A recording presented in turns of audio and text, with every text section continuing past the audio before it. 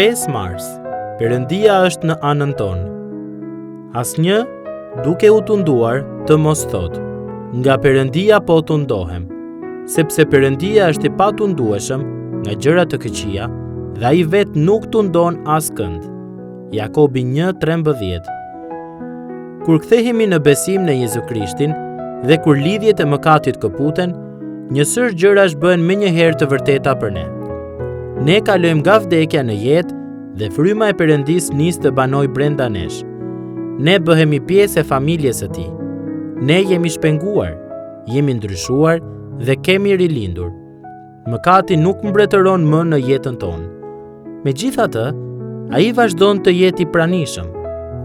Kur i besojmë Krishtit, ne nuk nisim të jetojmë një jetë të lehtë, në të cilën përjashtohemi nga sulmet e të ligut ose nga prirjet e fshehta të zemrave tona.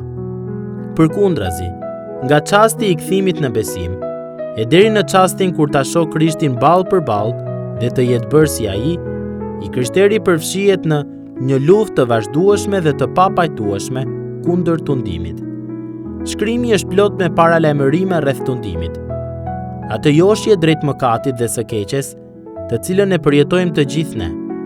Tundimi nuk është thjesht joshja nga gjërat që janë të ndaluara dhe të paimagjinueshme, por shtysa për t'i marrë gjërat e mira që na ka dhënë Perëndia dhe për t'i përdorur ose për t'i keq përdorur ato në një mënyrë të tillë që është mëkat kundër Perëndisë.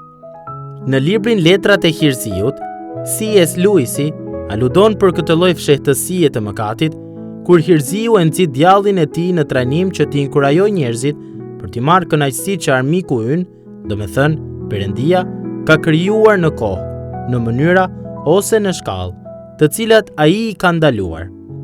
Në shkrim thuhet qartë se Perëndia nuk është dhe nuk mund të jetë kurrë burimi i tundimit. Kur Jakobi thotë se Perëndia nuk tundon askënd, ai e ka mbështetur deklaratën e vet mbi karakterin e Perëndisë. Perëndia nuk është i aftë për t'i tunduar të tjerët drejt së keqes, sepse ai vetë është i patundueshëm prej saj. Tundimi i të tjerëve drejt së keqes do të kërkonte që të ndjeje kënaqësi kur bën të keqen, gjë që Perëndia nuk e zotëron. Fjala e përkthyer tundim mund të përkthehet edhe si sprov, pra diçka që natyra jonë e rënë mund ta kthejë në një tundim për të mëkatuar, është gjithashtu një sprov që mund ta forcojë besimin tonë.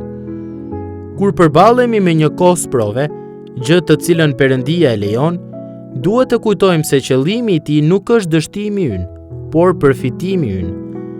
Djalli dëshiron që ne të dështojmë, por Perëndia dëshiron që të kemi sukses. Ai është në anën tonë dhe po bën që të gjitha gjërat, madje edhe sprovat dhe tundimet, të bashkëveprojnë për të mirën tonë. Atëherë, me cilat tundime po luftoni rregullisht ose po u dorëzoheni? Mësoni t'i shihni ato si tundime, por edhe si mundësi, si çaste për të zgjedhur bindjen, për t'i pëlqyer atit tuaj, për t'u bërë më të ngjashëm me Krishtin, për të korrur një fitore në luftën tuaj të vazhdueshme. Bëjini qëndres djallit, dhe ai do të ikë nga ju. Jakobi 4:7.